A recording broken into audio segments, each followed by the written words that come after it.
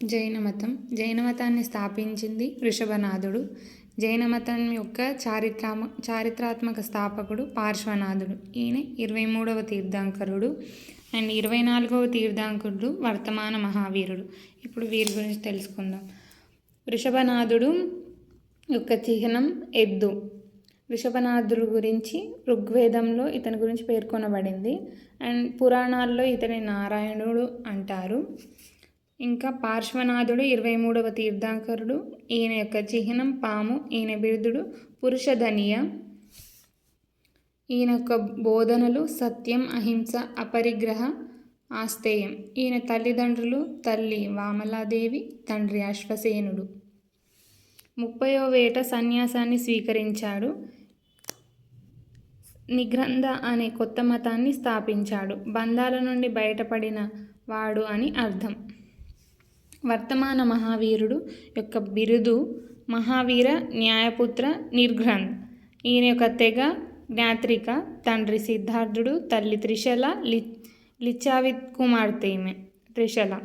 ఈ వర్తమాన మహావీరుడు యొక్క భార్య యశోద, కుమార్తె ప్రియదర్శి.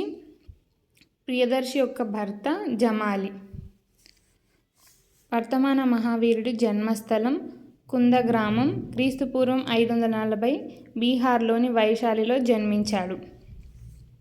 జ్ఞానోదయం జృంభికా వనం, బీహార్.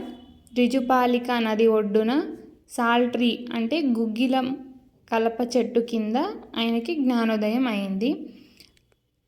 ఆయన మరణం పావుపురి పాట్నా దగ్గర క్రీస్తుపూర్వం 468 హస్తిపాలుని గృహంలో మరణించాడు.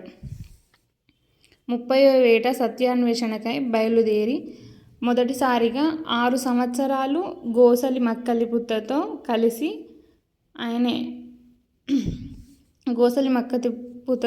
ప్రయత్నించాడు.